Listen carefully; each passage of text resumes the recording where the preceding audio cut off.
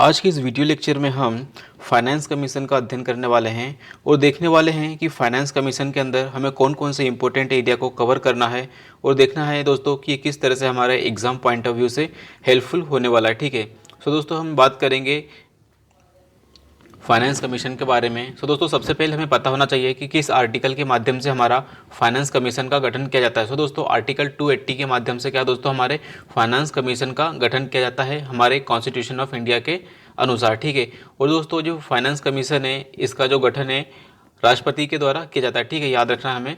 जो finance commission है दोस्तों हमारा 15वां फाइनेंस कमीशन दोस्तों हमारा गठित किया गया था, उसने अपनी रिपोर्ट भी प्रस्तुत की है। दोस्तों हमारा जो फाइनेंस कमीशन है उन्होंने अपनी 2 रिपोर्ट प्रस्तुत की थी 2020 से 21 के लिए और 2021 से लेकर 2026 तक के लिए। ठीक है, तो दोस्तों हमें याद रखना। ठीक है, fifth finance commission 6 year period up to 31 March 26। तो दोस्तों हमें याद रखना है कि जो हमारा 15वां वित्त आयोग है उसने अपनी 2 रिपोर्ट दी है और दूसरी रिपोर्ट मिलाकर दोस्तों क्या है ये 6 साल तक की हमें देखने को मिलेगी। जनरली क्या होता है दोस्तों कि मात्र 5 साल तक के लिए अपनी रिपोर्ट जो देता है वो 5 साल तक चलती है, लेकिन ये जो रिपोर्ट है दोस्तों हमारी 15वें फाइनेंस कमीशन की ये हमें 6 साल तक की अवधि के लिए देखने को मिलेगी।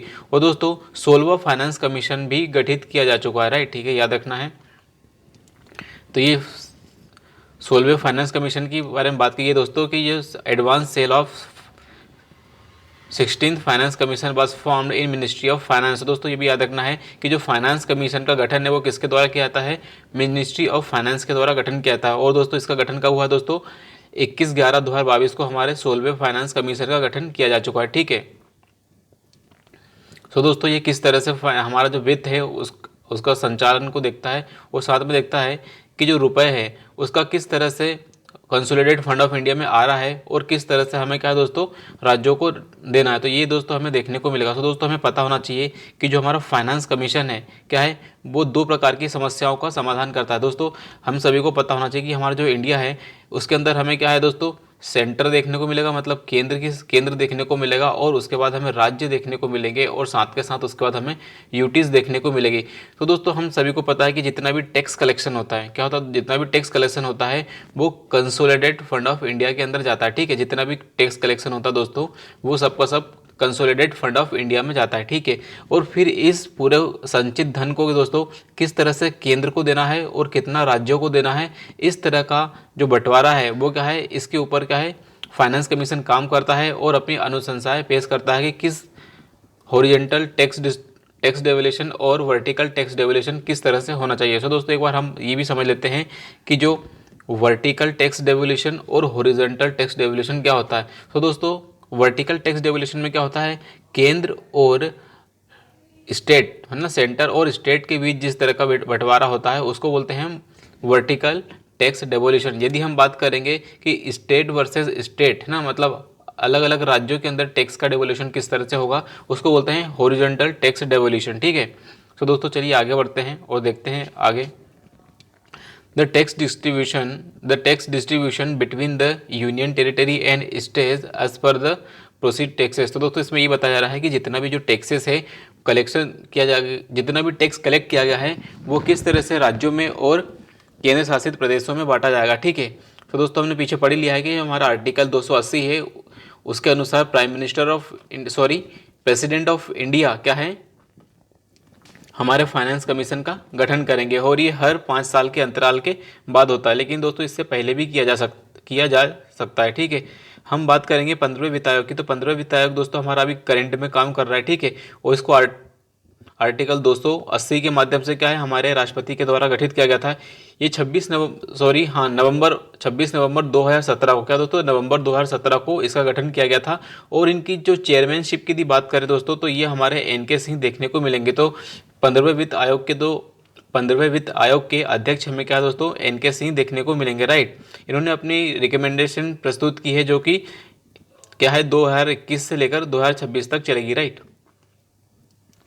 अब दोस्तों हम बात करेंगे वर्टिकल डेवोल्यूशन के बारे में कि जो वर्टिकल डेवोल्यूशन है किस तरह से 15वें वित्त आयोग ने किया है। सो दोस्तों 15वें वित्त आयोग ने क्या है मतलब वर्टिकल मतलब दोस्तों हमें पता होना चाहिए कि यूनियन और स्टेट के बीच में, राइट। तो दोस्तों हम बात करेंगे वर्टिकल डिवोल्यूशन के लिए बोला गया दोस्तों कि जितना भी मान लो कि 100% हमारे पास धनराशि है, तो इस 100% में से क्या दोस्तों 41% क्या है स्टेट्स को जाएगी और बाकी का धन क्या है दोस्तों सेंटर के पास हमें देखने को मिलेगा। तो ये दोस्तों हमें वर्टिकल डिवोल्यूशन के लिए दोस्तों फार्मूले में हमें क्या है 41% देखने को मिलेगा, ठीक है।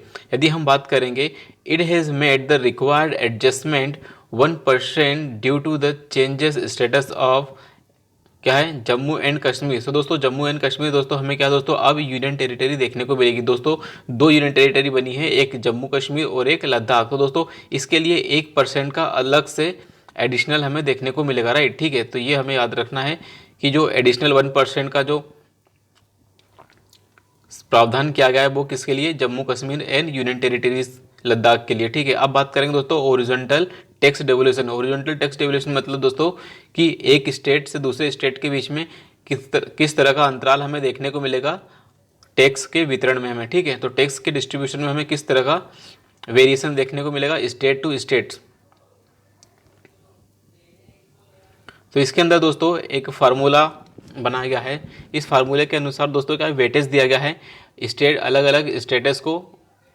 तो वेटेज देखते हैं दोस्तों। सबसे पहले बात करेंगे जो 12% 12.5% वेटेज दिया गया। सो दोस्तों सबसे पहले हम क्या इसको नहीं देखते हैं, हम देखते हैं 45% टू इनकम। सो दोस्तों इसमें बताया गया है कि जो सबसे अधिक वेटेज दिया गया है इनकम को दिया गया है कि जो इनकम डिस्टेंस अलग अलग राज्यों में कितनी है, मतलब उनकी जो स्टेट जीडीपी है और पर कैपिटा जीडीपी के अनुसार क्या है दोस्तों इनकम डिस्टेंस को मेजर किया गया है। तो इनकम डिस्टेंस का वेटेज कितना दोस्तों 45%, ठीक है। अगला बात करेंगे दोस्तों पॉपुलेशन एंड इट्स एरिया। तो दोस्तों पॉपुलेशन और एरिया, तो दोस्तों 15% पॉपुलेशन को और 15% एरिया दोनों को अलग अलग वेटेज टोटल 30% वेटेज हमें देखने को मिलेगा, ठीक है। तो पॉपुलेशन को भी 15% वेटेज दिया गया है और एरिया को भी 15% का वेटेज दिया गया है, ठीक है। तो ये दोस्तों एमसीक्यू फ्रेम किया जा सकता है कि पॉपुलेशन को अधिक और क्या है एरिया को कम वेटेज दिया गया। तो दोस्तों हमें याद रखना कि पॉपुलेशन और एरिया दोनों को ही सेम वेटेज दिया गया है 15% का। सो दोस्तों ये है हमें देखने को मिलेगा कि किस तरह से फार्मूला डिज़ाइन किया गया है स्टेट के बीच डिस्ट्रीब्यूशन को लेके। दोस्तों अगला है कि 10% क्या है फॉरेस्ट एंड इकोलॉजी को भी वेटेज दिया गया। तो 10% क्या दोस्तों फॉरेस्ट एंड इकोलॉजी को वेटेज दिया गया है। नेक्स्ट बात करेंगे दोस्तों 12.5% क्या है वेटेज दिया गया है डेमोग्राफिक परफॉर्मेंस, मतलब जिन राज्यों ने अपनी जनसंख्या वृद्धि पर बेहतर कंट्रोल स्थापित किया है उनको क्या है 12% का वेटेज देखने को मिलेगा डेमोग्राफिक परफॉर्मेंस के लिए। और बचा हुआ दोस्तों 2.5% की यदि हम बात करेंगे तो ये टैक्स एंड फिस्कल एफर्ट्स की बात कर रहा है। तो दोस्तों इसका मतलब ये है कि किन राज्यों ने अपने टैक्स कलेक्शन और फिस्कल एफर्ट्स ऐसे बनाए हैं ताकि उनके पास अधिक से अधिक स्टेट रेवेन्यू जनरेट हो सके, तो उसके माध्यम से क्या है वो बेहतर अपना फाइनेंस को गवर्न कर सके। तो दोस्तों हमें देखना पड़ेगा, हमें देखेंगे कि जो 2.5% क्या है टैक्स एंड फिस्कल एफर्ट्स हमें देखने को मिलेंगे, राइट। तो ये दोस्तों हमारा फार्मूला है हॉरिजॉन्टल टैक्स डेवोल्यूशन के लिए। तो दोस्तों एक बार फिर से हम रिवाइज कर लेते हैं, ठीक है। 45% इनकम डिस्टेंस, 15% पॉपुलेशन, 15% एरिया, ठीक है, 10% फॉरेस्ट एंड इकोलॉजी और फिर हम 12.5% दिया है दोस्तों किसको डेमोग्राफिक परफॉर्मेंस को। तो डेमोग्राफिक परफॉर्मेंस को 12.5% और 2.5% दिया है दोस्तों क्या है टैक्स एंड फिस्कल एफर्ट्स को दिया है, ठीक है। सो दोस्तों 15वां वित्त आयोग और क्या है दोस्तों इसके अंदर बताया गया है कि किस तरह से हमें टैक्स डेवोल्यूशन देखने को मिलेगा। तो दोस्तों ये क्या है इसके अंदर के हमें एक इमेज देखने को मिलेगी, ये 14वें वित्त आयोग और 15वें वित्त आयोग के कंपैरिजन करती हुई बताई जा रही है, ठीक है। तो दोस्तों यदि हम बात करेंगे पॉपुलेशन की तो 14वें वित्त आयोग ने क्या है पॉपुलेशन को 27% वेटेज दिया था, लेकिन यहाँ पर हमें पॉपुलेशन का वेटेज कितना है 15% देखने को मिलेगा। तो 15% वेटेज किसका पॉपुलेशन को दिया गया है। यदि 14वें आयोग ने एरिया को 15% वेटेज दिया था तो यहाँ पर भी 15वें वित्त आयोग ने भी क्या दोस्तों एरिया को 15% वेटेज दिया है। 14वें वित्त आयोग ने फॉरेस्ट एंड इकोलॉजी को मात्र 7.5%, तो दोस्तों यहाँ पर कितना है 10% वेटेज दिया है फॉरेस्ट एंड इकोलॉजी। सो दोस्तों हम देख सकते हैं किस तरह से हमारा जो वित्त आयोग है क्लाइमेट चेंज और पर्यावरणीय नैतिकता को क्या है उन्होंने समाहित किया है अपनी पॉलिसी में, ठीक है। इनकम डिस्टेंस दोस्तों यहाँ पर 50% देखने को मिलेगी 14वें वित्त आयोग में, लेकिन यहाँ पर हमें कम देखने को मिलेगी। तो जो इनकम डिस्टेंस है कितना है 45% हमें देखने को मिलेगा 15वें वित्त आयोग में, ठीक है।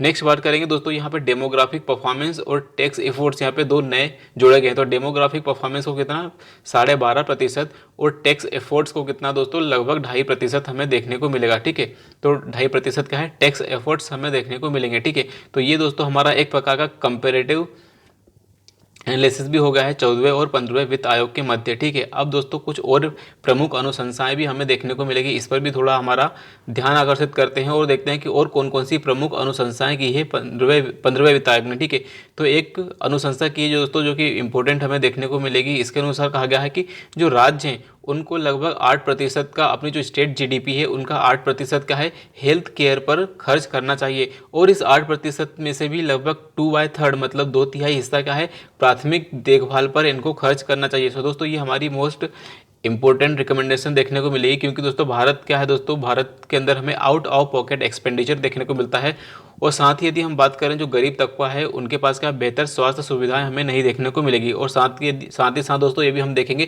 कि भारत के अंदर जो डॉक्टर और मरीज के बीच का जो रेशियो है उसके अंदर भी दोस्तों हमें एक बड़ा अंतराल देखने को मिलेगा। इसके लिए दोस्तों क्या है, ये रिकमेंडेशन बहुत ही ज़्यादा हेल्पफुल हमारे लिए हो जाती है। ठीक है दोस्तों, नेक्स्ट है दोस्तों कि health all India health services की बात की गई दोस्तों, कि भारत के अंदर क्या है, एक ऑल इंडिया हेल्थ सर्विसेज का गठन किया जाना चाहिए। सो दोस्तों इसके अंदर बताया जा रहा है कि जो भारत के अंदर ऑल इंडिया हेल्थ सर्विसेज का गठन किया जाना चाहिए। दोस्तों यदि ऐसा होगा तो हमें जिस तरह से दोस्तों यूपीएससी में ऑल इंडिया सर्विसेज के लिए हमें चयन देखने को मिलता है, उसी प्रकार से दोस्तों जो हमारे हेल्थ पेशेवर है, हमारे जो हेल्थ प्रोफेशनल हैं, उनके लिए भी ऑल इंडिया हेल्थ सर्विसेज का गठन किया जाना चाहिए। तो ये भी दोस्तों एक इंपॉर्टेंट हमें रिकमेंडेशन देखने को मिलेगी। ठीक है दोस्तों, एक बात की जा रही है डेडिकेटेड फंड बनाने की। क्या है दोस्तों, एक डेडिकेटेड फंड बनाया जाना चाहिए, किसके लिए, डिफेंस के लिए और इंटरनल सिक्योरिटी के लिए। सो दोस्तों इस फंड का नाम बोला गया है कि modernise fund for defence and internal security. So दोस्तों इसका नाम क्या है, MFDIS, modernise fund for defence and internal security. So दोस्तों इस फंड की बात की गई है क्योंकि दोस्तों हम सभी देख रहे हैं कि अब क्या है, जिस तरह से हम रसिया यूक्रेन में युद्ध देख रहे हैं, और साथ के साथ दोस्तों क्या है, पैलेस्टाइन और हमास का युद्ध देख रहे हैं, और साथ के साथ दोस्तों चीन और क्या है, ताइवान के बीच हमें तनाव देखने को मिल रहा है। तो दोस्तों इस तरह से हमें देखने को मिलेगा कि हम क्या है, बहुत ही अनिश्चित दुनिया में रह रहे हैं, और दुनिया का जो ग्लोबल ऑर्डर है उसके अंदर भी दोस्तों क्या है, एक अनिश्चितता हमें देखने को मिल रही है। इसलिए दोस्तों भारत के पास एक शक्तिशाली डिफेंस एंड इंटरनल सिक्योरिटी के लिए एक फंड होना चाहिए, ताकि हमारे पास बेहतर सुविधाएं और बेहतर आधुनिक तकनीकों से लेस चीज़ें हमें देखने को मिलेगी। ठीक है, तो नेक्स्ट रिकमेंडेशन की गई है दोस्तों कि सेंट्रली स्पॉन्सर्ड स्कीम का क्या है, third party audit and evolution होना चाहिए। ठीक है, उनका मूल्यांकन होना चाहिए। तो दोस्तों ये भी हमें एक शानदार रिकमेंडेशन देखने को मिलेगी कि जितनी भी हमारी सेंट्रली स्पॉन्सर्ड स्कीम है, दोस्तों उनका क्या है, third party audit and evolution होना चाहिए, ताकि क्या है, निष्पक्षता और वित्तीय पारदर्शिता हमें देखने को मिले। ठीक है, सो दोस्तों ये रहा आज का हमारा वीडियो, जिसके अंदर हमें क्या है, क्विक रिवीजन क्या है हमारे फाइनेंस कमीशन के बारे में। क्या दोस्तों, हमें फाइनेंस कमीशन, इसके लिए आर्टिकल याद रखना दोस्तों 280 के माध्यम से हमें इसका गठन देखने को मिलेगा। और ये भी याद रखना दोस्तों, इसके अंदर वर्टिकल और हॉरिजॉन्टल डिवोल्यूशन देखने को मिलेगा। वर्टिकल की यदि बात करें तो इसमें 41% का है स्टेट शेयर, राज्यों का शेयर हमें देखने को मिलेगा, और 1% क्या है दोस्तों, हमें जम्मू कश्मीर के लिए देखने को मिलेगा। और दोस्तों वर्टिकल में हमने देखा कि किस तरह से अलग अलग वेटेज प्रदान किया गया है राज्यों को उनकी स्थितियों के अनुसार। ठीक है, सो दोस्तों वीडियो को लाइक कीजिए, चैनल को सब्सक्राइब कीजिए।